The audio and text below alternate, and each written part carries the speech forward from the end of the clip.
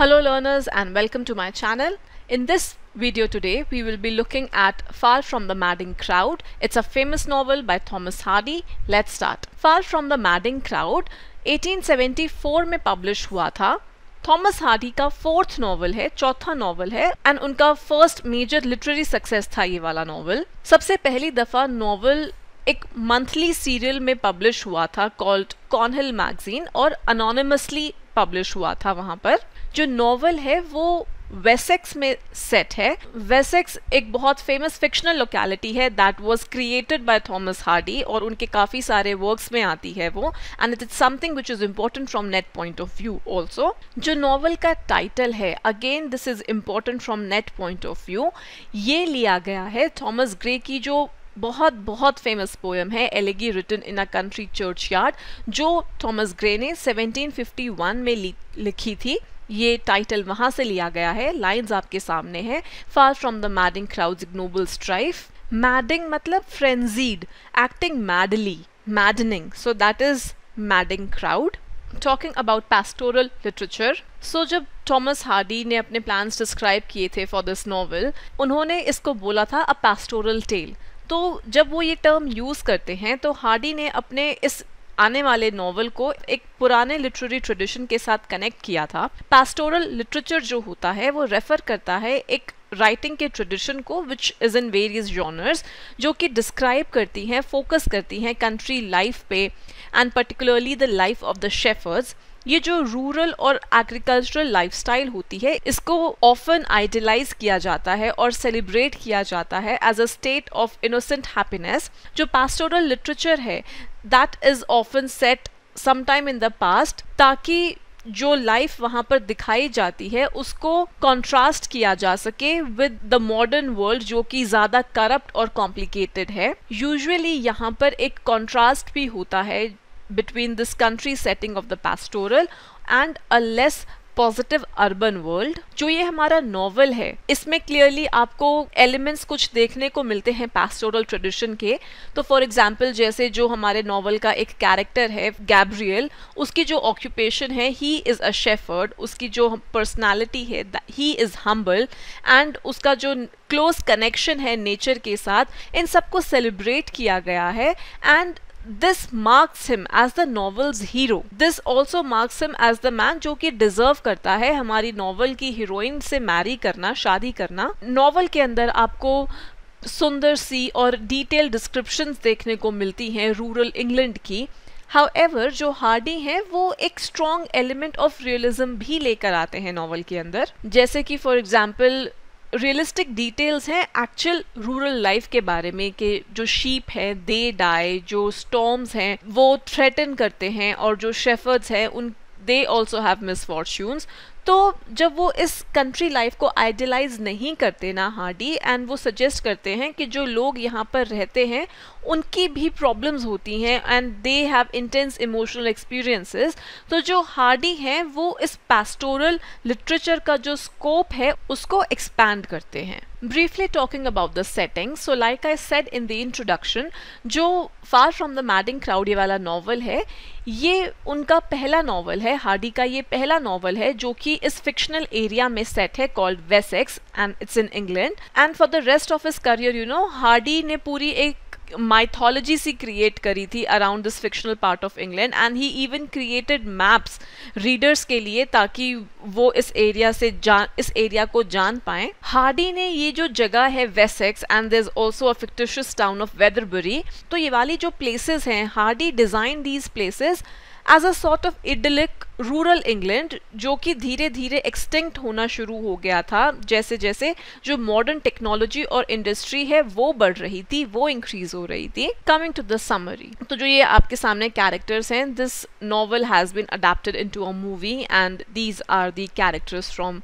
there, the actors who played these characters. So जो हमारा novel है that starts with the chance encounter between Gabriel Oak and जो हमारी novel की heroine है Bathsheba Everdeen, and they meet just outside this town of Casterbridge. जो Gabriel है वो humble ओरिजिन से आता है, ही इज़ अ शेफर्ड। तो जो गैब्रियल है उसको बातशीबा की जब वो उसको देखता है, he is struck by her beauty. Although जो बातशीबा है शी इज़ वेल एजुकेटेड, लेकिन अब बुरे दौर से वो गुजर रही है and she is now required कि वो अपनी आंट को हेल्प करे in taking care of her aunt's farm. अब जो गैब्रियल है उसने भी रिसेंटली अपना एक फार्म लीज पे लिया होता है। अब गैब्रियल का और बातशीबा की आंट का जो दोनों के फार्म्स होते हैं वो पास ही में होते हैं एंड जिसकी चलते दोनों काफ़ी बार मिलते हैं। And that also includes an incident जहाँ पर जो बातशीबा है वो गैब्रियल की लाइफ बचाती है। जल्द ही गैब्रियल बातशीबा को प्रपोज कर देता है, बट ही सरप्राइज जब वो उसे मना कर देती है एंड शी सेज कि वो उससे प्यार नहीं करती and she is also hesitant to give up her independence. बहुत जल्द ही शी मूव्स अवे, पास में एक और जगह होती है वेदरबरी करके, शी मूव्स देयर। अब कुछ टाइम बाद जो गैब्रियल है ही गोज बैंकरप्ट बिकॉज जो उसके ज्यादातर सारे भेड़ होते हैं, शीप होते हैं, he loses all of them in a disastrous accident. सारे उसके पैसे चले जाते हैं and he also has to give up the farm और उसे कुछ और काम ढूंढना पड़ता है जो भी वो कुछ कर पाए वो। तो ही कुछ महीनों बाद ही इज ट्रैवलिंग काम ढूंढने की तलाश में और वो जाता है वेदरबरी। तो ही स्पॉट्स के जो एक बान है वहां पर आग लगी हुई है एंड वो वहां पर उसको बचाने के लिए ही लीप्स देयर। जो बान है वो बातशीबा को बिलोंग करता है जो कि उसने इनहेरिट किया है अपने अंकल से। अब जो टाउन के लोग हैं वो बातशीबा को बोलते हैं कि गैब्रियल को एज अ शेफर्ड वो हायर कर ले because he is so heroic and वो मान जाती है। अब जो गैब्रियल है he becomes a reliable worker Bathsheba के लिए और जो उनकी रिलेशनशिप है वो प्रोफेशनल रहती है। अब एक बार वैलेंटाइंस डे के दिन जो बातशीबा है वो ये डिसाइड करती है कि वो अपने नेबर को एक वैलेंटाइन सेंड करेगी बिकॉज जो उनका नेबर है वो कभी भी उस पर ध्यान नहीं देता, उसको नोटिस नहीं करता when he meets her in the market और इन द चर्च। ये जो नेबर है इसका नाम है विलियम बोल्डवुड और वो एक और वेल्दी लोकल फार्मर है। जो ये बोल्डवुड है काफ़ी एक सीरियस आदमी है एंड ही बिलीव्स कि जो वैलेंटाइन है this is a true declaration of love. And जब वो उसको वो भेजती है ना वैलेंटाइन, तो he becomes infatuated with Bathsheba and he starts to pursue her until वो finally मान जाती है और उससे शादी करने के लिए तैयार हो जाती है 5-6 हफ्तों में, on the condition कि वो उसे अकेला छोड़ दे तब तक, जब तक उनकी शादी नहीं होती तब तक let her be। अब इन दैट टाइम जो बातशीबा है उसकी मुलाकात होती है सार्जेंट ट्रॉय से। ये जो सार्जेंट ट्रॉय है वो एक यंग मिलिट्री मैन है जो कि घर आया हुआ है छुट्टियों पर। ट्रॉय चार्मिंग होता है, पैशनेट होता है और जब वो बातशीबा को परस्यू करता है she falls in love with him. Although जो आसपास उसके लोग हैं वो उसको वॉर्न कर रहे होते हैं अगेंस्ट दिस। बातशीबा और ट्रॉय दोनों सीक्रेटली बाथ में शादी कर लेते हैं। बाथ एक जगह का नाम होता है। बोल्डवुड को बहुत दुख होता है and he falls into a deep depression, इतना कि वो अपनी क्रॉप्स को निगलेक्ट करना शुरू कर देता है एंड जो उसकी ज्यादातर यील्ड होती है, क्रॉप्स होती हैं, he loses them to a heavy storm. अब शादी के बाद जो ट्रॉय है वो ज्यादा शराब पीने लगता है, गैम्बलिंग करने लगता है, जुआ खेलने लगता है and he is more interested in these things बजाय सेटल डाउन होने के। और बहुत जल्द ही जो बातशीबा है वो भी रिग्रेट करती है कि उसने इससे शादी क्यों करी। और तो और जो ट्रॉय है आज भी उसके दिल में फीलिंग्स होती हैं अपनी पुरानी गर्लफ्रेंड के लिए और ये जो उसकी पुरानी लवर थी ना, this was a person called Fanny Robin. और ये जो फैनी रॉबिन थी वो बातशीबा की ही एक पुरानी सर्वेंट थी जो कि मिस्टीरियसली डिसअपियर हो गई थी और ये सारी चीज बातशीबा को नहीं मालूम होती। अब खबर आती है कि जो फैनी है वो मर गई है पास ही के कैस्टर ब्रिज में। तो जो बातशीबा है शी टेक्स चार्ज उसकी बॉडी कलेक्ट करने का और बरियल अरेंज करने का। इस प्रोसेस में उसको ट्रॉय और फैनी के बीच में जो कनेक्शन है उसके बारे में पता चलता है और ये जो कनेक्शन है दिस इज कंफर्म्ड जब ट्रॉय वापस आता है और फैनी को कॉफिन में देखता है। वो बातशीबा को बताता है कि उसने सिर्फ जो सच्चा प्यार किया है वो फैनी से किया है और बातशीबा उसके लिए कोई मायने नहीं रखती। अब फैनी की कब्र के लिए जो हेडस्टोन होता है वो अरेंज करने के बाद जो ट्रॉय है वो घर से चला जाता है और उसे देखा जाता है that he has also left the town a short time later. Troy he goes to the sea shore, जहाँ पर he is caught up in a strong tide. जब वो तैर रहा होता है उसको कुछ सेलर्स रेस्क्यू कर लेते हैं और जो ट्रॉय है वो इम्पल्सिवली डिसाइड करता है कि वो लोग अमेरिका जा रहे होते हैं and he decides that he will join them on their voyage to America. पर जो टाउन के लोग हैं उन्हें लगता है कि जो ट्रॉय है वो मर गया है। अब बोल्डवुड जो होता है ही रिन्यूज हिज परसूट ऑफ बाथशीबा। वो ये उम्मीद करता है कि वो अब फाइनली शादी कर पाएगा बाथशीबा से, लेकिन जो बाथशीबा है वो इंसिस्ट करती है कि जो ट्रॉय की डेथ थी वो सिर्फ इस्टेब्लिश हुई है सर्कमस्टेंशियली, तो इसलिए वो पूरे 7 साल वेट करना चाहती है उसकी डेथ के बाद। टाइम गुजरता है और समर के एंड तक आते आते ऑलमोस्ट 1 साल निकल जाता है और ट्रॉय वापस आता है सीक्रेटली वेदरबरी में एंड ही डिमांड्स के बाथशीबा उसके साथ चले, that she leave with him.